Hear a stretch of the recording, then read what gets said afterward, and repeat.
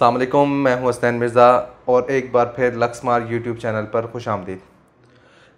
Last video में हमने कुछ सवालात किए थे यूनिवर्सिटी टाउन के हवाले से अनस अकरम साहब से। आज हमने दोबारा उनसे टाइम लिया है और हम कुछ क्यूरीज लेकर आए हैं जो कस्टमर की थी और कुछ वीडियोस पे लोगों ने कमेंट्स ड्रॉप किए थे। उसी हवाले से मैं अनस अकरम साहब के पास आज दोबारा तशरीफ़ लाया हूँ और इनसे कुछ टाइम लिया है। अनस अकरम साहब, बहुत शुक्रिया आपका दोबारा टाइम देने के लिए। थैंक यू सर, कुछ सवालात हैं जो दोबारा लेकर आया हूँ मैं आपके पास यूनिवर्सिटी टाउन के हवाले से, तो अगर आप इजाज़त दें तो मैं स्टार्ट करता हूँ। बिल्कुल। सर, एक पहला सवाल ये है, जो यूनिवर्सिटी टाउन में एक्सिस है, यूनिवर्सिटी टाउन में जो एक्सिस है उसके हवाले से मुझे बताएं कि 18 हमें एक्सिस देगा या नहीं देगा, और यूनिवर्सिटी टाउन और 18 के दरमियान कोई MOU साइन हुआ है जो फ्यूचर में रास्ता इस तरह निकलेगा। MOU कोई प्रॉपर इनका डॉक्यूमेंटेशन हुई है या नहीं हुई? जी बिल्कुल। सबसे पहले बहुत शुक्रिया आपका। बिल्कुल। क्या आप सवालात लेके आए हैं। सवालात पूछने से ही क्लाइंट्स के जो एक डाउट होते हैं, अगर उनको उनका तसल्ली बख्श जवाब मिल जाए तो उनके डाउट उससे क्लियर हो जाते हैं। बिल्कुल ऐसे ही।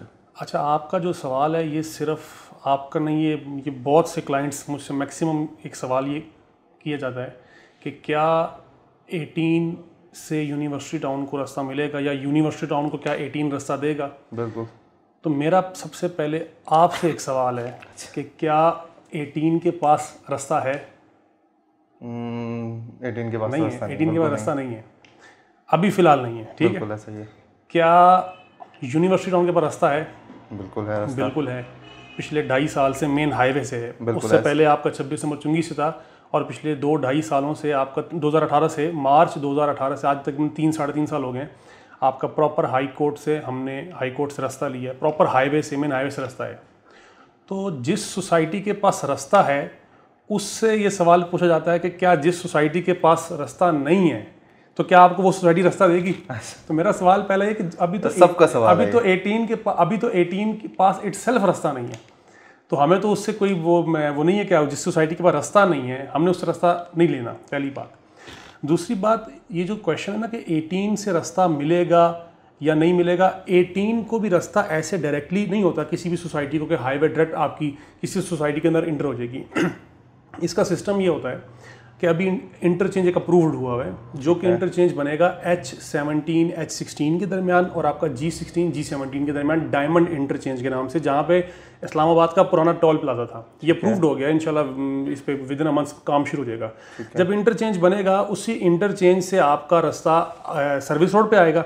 उसी सर्विस रोड से आप 18 भी जा सकते हैं, उसी सर्विस रोड को आप यूनिवर्सिटी टाउन के लिए भी इस्तेमाल कर सकते हैं। यूनिवर्सिटी टाउन के पास ऑलरेडी एक रास्ता है, लेकिन आपके पास सेकंड ऑप्शन आ जाएगी कि आप उस इंटरचेंज से सर्विस रोड पे आएँ। सर्विस रोड से आप टुवर्ड्स एयरपोर्ट जाएंगे तो आपके पास ऑप्शन है आप 18 के अंदर इंटर हो जाएं। अगर आप 18 में आपका घर है, अगर आप यूनिवर्सिटी टाउन जाना चाहते हैं तो आप आगे जाके यूनिवर्सिटी टाउन में इंटर हो जाएं। तो वो सर्विस रोड से 18 को भी रास्ता मिलेगा और उसी सर्विस रोड से यूनिवर्सिटी टाउन को भी रास्ता मिलेगा।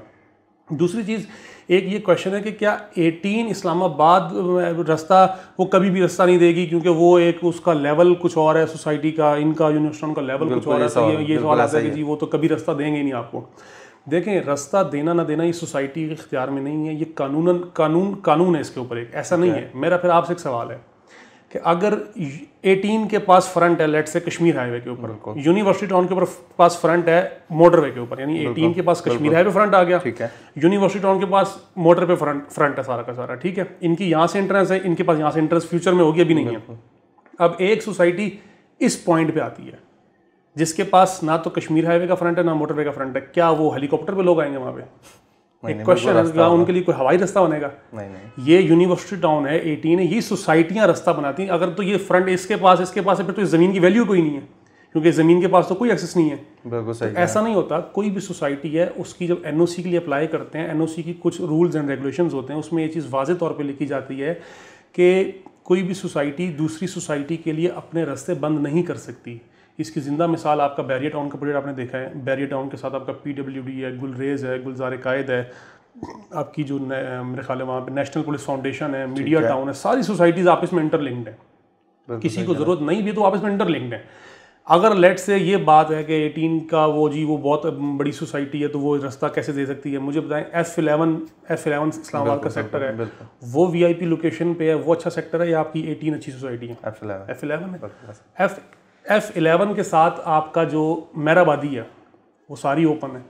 अगर ये रूल हो मिसाल के तौर पे कि एक छोटी सोसाइटी है वो बड़ी सोसाइटी को रास्ता नहीं देगी या बड़ी सोसाइटी रास्ता नहीं देगी छोटी सोसाइटी को, तो F11 सारा का सारा, मेरा अपना घर F11 में है, मेरे 4 घर छोड़ के साथ ही आपका वो है क्या कहते हैं जो मेहराबादी है, सारी सड़कें खुली हैं मेहराबादी के लिए। आप F7 चले जाएँ, क्रिश्चियन कॉलोनी है बीच में, क्रिश्चियन कॉलोनी सारा आपको सारी झुग्गियाँ वहाँ पे झोंपड़ियाँ बनी हुई हैं, सारे F7 के रास्ते उनके लिए खुले हुए हैं। ये कानून आपको इजाज़त नहीं देता कि आपके पास अगर सोसाइटी है तो उसके जो मेन रोड्स हैं वो आप प्लेज कराते हैं हमेशा इदारे के पास, ताकि आप उस पर रास्ते किसी के बंद नहीं कर सकते। अब बात ये कि 18 देखें, 18 का अपना लेआउट प्लान है, हमारा अपना लेआउट प्लान है। किसी पॉइंट पे अगर कोई उनकी रोड और हमारी रोड कनेक्ट हो रही हुई और यूनिवर्सिटी टाउन की मैनेजमेंट विलिंग हुई कि हम इनसे रास्ता यहाँ से अपने लिए एक ओपन कर लें, तो ये कानूनन इसमें किसी किस्म की कोई पेचीदगी नहीं, कानूनन आपको मसला नहीं, कानूनन ये 100% उससे रास्ता ले सकते हैं। दूसरी बात रही है कि 18 के पास फिलहाल रास्ता नहीं है, हमारे पास रास्ता है, हमारे पास डायरेक्ट कश्मीर हाईवे से रास्ता है, प्रॉपर रास्ता है, और 2018 से बाकायदा हाई कोर्ट से ये रास्ता लिया गया था। तो इसमें तो ये क्वेश्चन ही बड़ा अजीब है कि 18 से रास्ता, जब 18 को रास्ता मिलेगा उसके बाद देखी जाएगी। अभी फिलहाल यूनिवर्सिटी टाउन के पास रास्ता है, अपना यूनिवर्सिटी टाउन के पास बेहतरीन रास्ता है, बेहतरीन रास्ता है। तो सेकेंडली मैंने आपको बता दी कि जब इंटरचेंज बनेगा तो उसी इंटरचेंज से सर्विस रोड पे रोड्स बनेगी, यानी इंटरचेंज बनेगा, आप कश्मीर हाईवे पे जा रहे हैं और आपने लेट से 18 इस्लामाबाद जाना है, ऐसा नहीं है कि आप कश्मीर हाईवे से डायरेक्टली 18 सी सोसाइटी में एंटर हो जाएंगे, आप कश्मीर हाईवे पे इंटरचेंज होगा, इंटरचेंज पे लेके आप सर्विस रोड पे आ जाएंगे, हाईवे को छोड़ देंगे, उस सर्विस रोड के ऊपर फिर आपकी 18 भी है, उस सर्विस रोड के ऊपर आपकी दूसरी सोसाइटीज़ भी हैं, और उसी सर्विस रोड के ऊपर दूसरी साइड पे G17 आपकी सोसाइटी बन जाएगी। तो ये इस तरह होता है। बिल्कुल बिल्कुल। अच्छा ये बताएं, कोई MOU साइन ऑफिशियली दोनों सोसाइटीज में? ये बिल्कुल गलत न्यूज़ है, बिल्कुल गलत न्यूज़ है, कोई MOU साइन। अच्छा एक और सवाल है ना साहब, ये है कि F ब्लॉक की डेवलपमेंट के हवाले से, F ब्लॉक में अभी तक क्या डेवलपमेंट हुई है या होनी है? और एक और इशू है ये कि 18 का जो मैप अप्रूव हुआ है उसमें कुछ एरिया यूनिवर्सिटी टाउन के भी शो होते हैं, तो उसके हवाले से आप क्या कहेंगे? आपको बिल्कुल ऐसा ही है।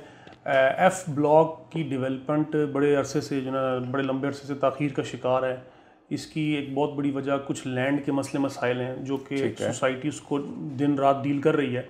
उनकी कोशिश है कि हम इसको मैक्सिमम टाइम, मतलब उसमें मिनिमम टाइम में हम इसको वो कर लें। हर सोसाइटी की एक अप्रोच है।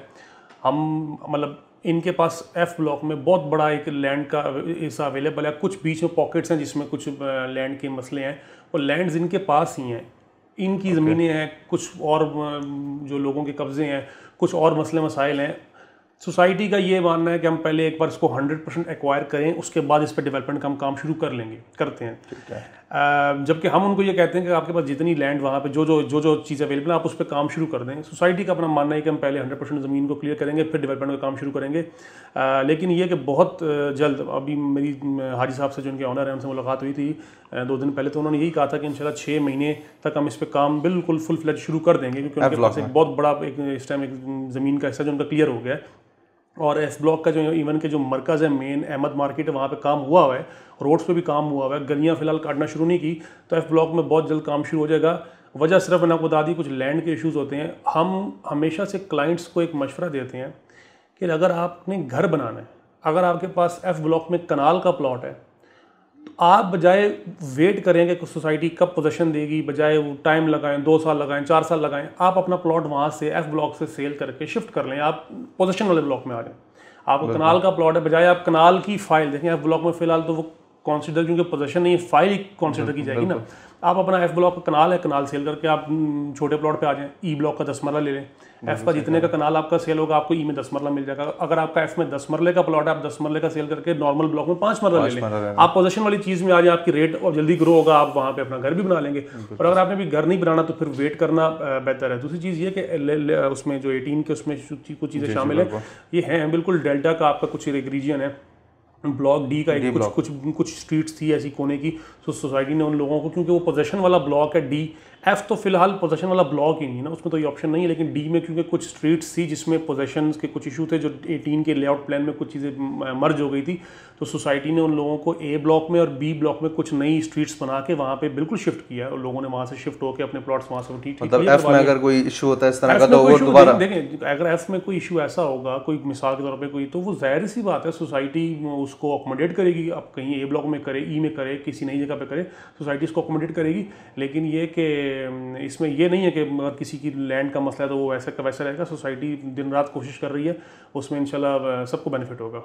अच्छा, एक और चीज़ सामने आती है कि जो लोग मतलब वेबसाइट पे जाके आरडी की वेबसाइट पे एनओसी चेक करते हैं तो फाइनल सैंक्शन जो है वो नॉट ग्रांटेड लिखा हुआ आता है, तो इसका क्या मतलब है और ये क्यों ऐसा लिखा हुआ है? Final sanction is not granted का मतलब है कि इनके पास हतमी जो आखिरी जो एक मंजूरी होती है ना, बेसिकली लेआउट प्लान है, जो इनका लेटेस्ट लेआउट प्लान है उन्होंने, जिसमें उन्होंने एक्सटेंशन से कुछ एरिया बनाए हैं, वो लेआउट प्लान इनका अप्रूव, इससे कोई किसी किस्म का कोई मसला नहीं है।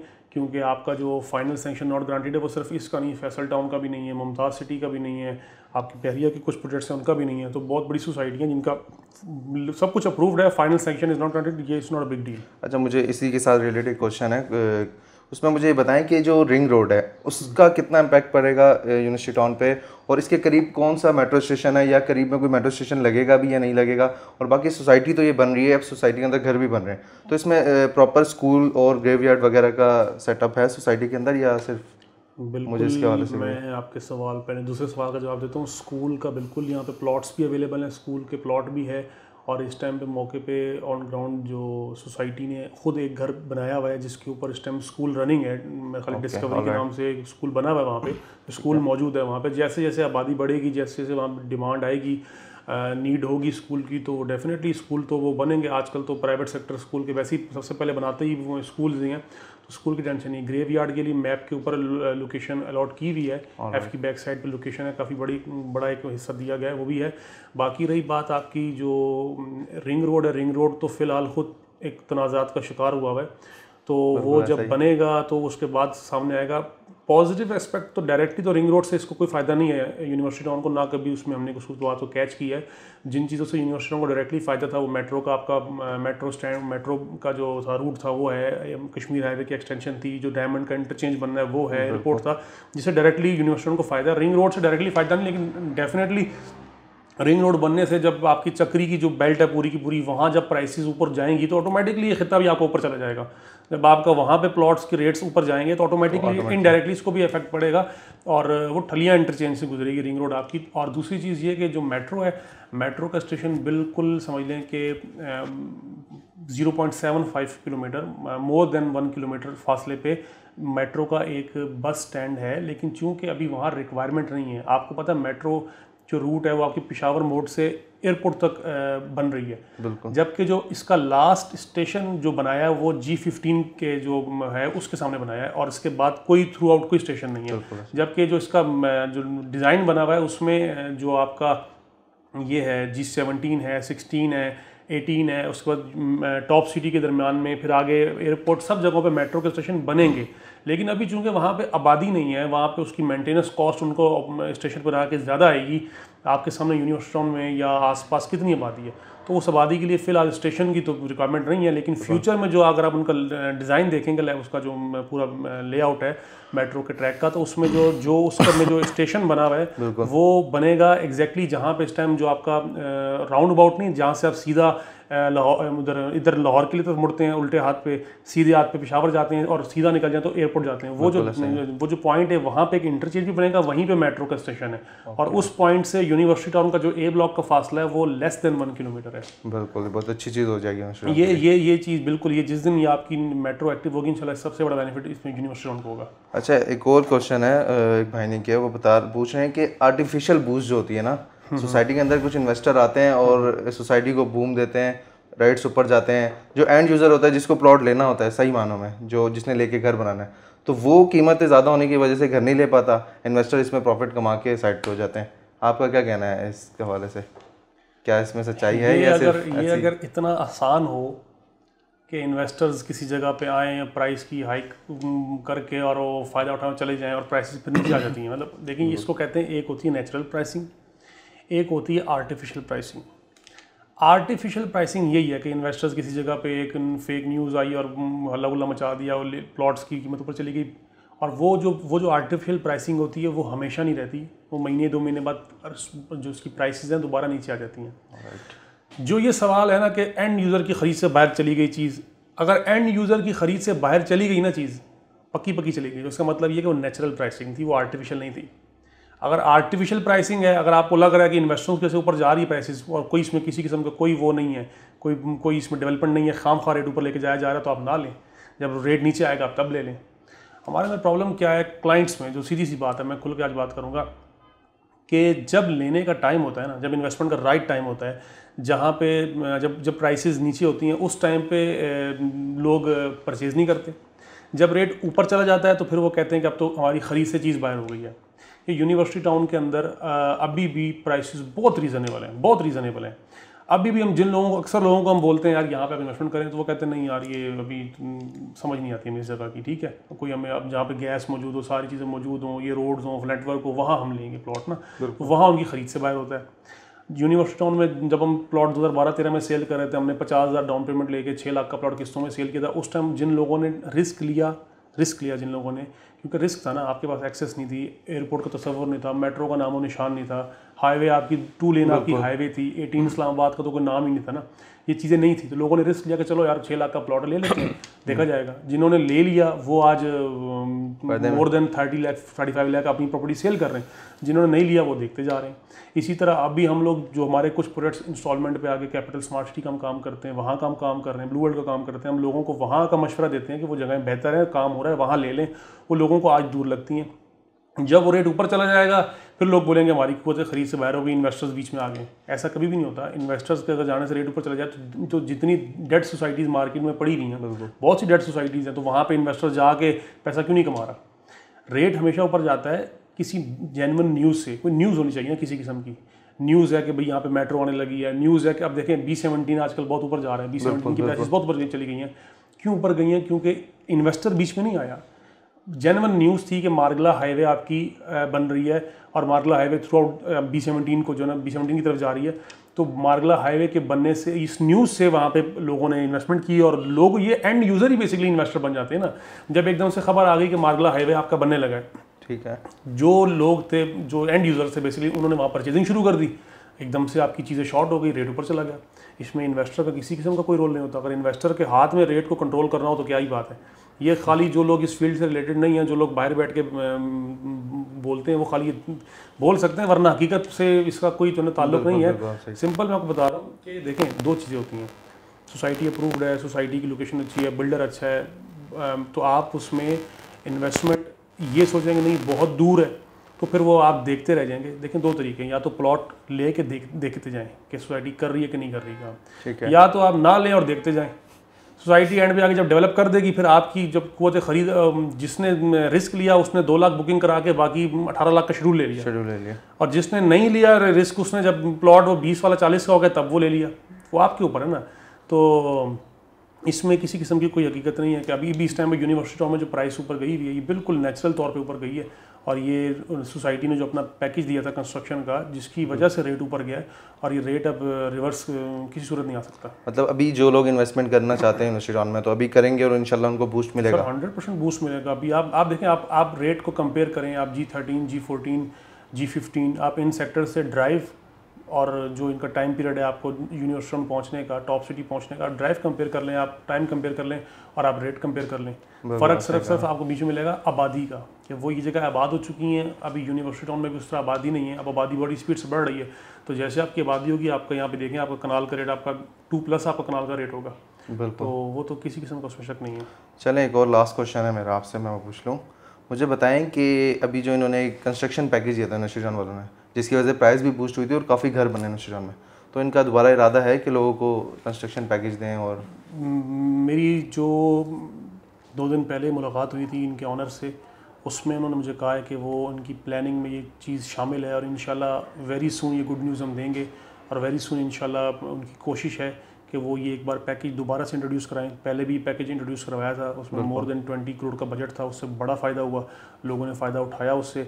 बात वही है कि टाइम होता है फ़ायदा उठाने का, तो हमारी कोशिश होती है हम क्लाइंट को गाइड करें कि ये राइट टाइम है, इस पर आप इन्वेस्टमेंट कर लें। और बात वही है कि जब चीज़ें रेंज से बाहर चली जाती हैं तो फिर लोग कोसते हैं कि यार रेट ऊपर चला गया है, एंड यूज़र की ख़रीद से बाहर चीज़ हो गई। बिल्कुल, एंड यूज़र की ख़रीद से चीज़ देखें, आपकी ख़रीद में चीज़ 2 सूरतों की वजह से नहीं हो सकती। या तो आप रिस्क नहीं ले रहे, या आपके पास पेमेंट ही नहीं है, आपके पास उस टाइम पे पेमेंट नहीं है। 2 ऑप्शन है आपके पास, या तो मेरे पास पैसे नहीं है इस टाइम लेने के, अब वो चीज़ ऊपर चली गई है, तो फिर तो मैं सोसाइटी को तो ब्लेम नहीं कर सकता ना। अच्छा, लोग कहते हैं जी रेट ऊपर चला गया, एंड यूज़र की चीज़ की परचेज से चीज़ बाहर चली गई है, तो जिन लोगों ने लिया हुआ है उनका क्या कसूर है? अगर हम इस चक्कर में, वो भी तो एंड यूज़र है ना, जिन्होंने 10 साल से इन्वेस्टमेंट वहाँ अपनी की हुई है, वो भी तो चाहते हैं कि रेट ऊपर जाए यार, अच्छा ऊपर हमें अच्छा इसमें बूस्ट मिले, मार्जिन हमें अच्छा मिले, रेट ऊपर जाए हमारे प्रॉपर्टीज़ का। तो अगर हम एंड यूज़र, जो नया आने वाला एंड यूज़र है, उसमें बैठे रहेंगे कि वो लेके आएगा, तो वो तो जो बैठा है वो तो रेट तो ऊपर जाना ही जाना है। जिसकी खरीद से बाहर चीज़ निकल गई है उसके लिए और बहुत सी ऑप्शन हैं कि आपकी अगर यहाँ से रेंज से बाहर निकल गया प्लॉट, आपके पास ये एक ऑप्शन, आप उसमें आ जाएँ। वहाँ वो रिस्क नहीं लेते, वहाँ वो कहते नहीं वो जगह दूर है। तो ये चीज़ें सारी की सारी। बाकी पैकेज के बारे में आपकी बात है, पैकेज इंशाल्लाह सोसाइटी की कोशिश पूरी है, जिस पे इंशाल्लाह जो ना वो अच्छे की उम्मीद रखें, अच्छे की उम्मीद रखें आप, इंशाल्लाह अच्छे की उम्मीद है उसमें। बहुत शुक्रिया सर आपका। तो नाजरीन, आज आपके सवालात मैंने अनस अकरम के सामने पेश किए हैं और आपको उम्मीद करता हूं कि इनके जवाबात तसल्ली बख्श मिल गए होंगे। मज़ीद अगर आपके कुछ सवालात हैं तो आप कमेंट बॉक्स में मुझे बता सकते हैं। इसके अलावा हमारे चैनल को सब्सक्राइब करें ताकि आपको आने वाली मज़ीद वीडियोज़ सबसे पहले मिल सकें। बहुत शुक्रिया, अल्लाह हाफ़िज़।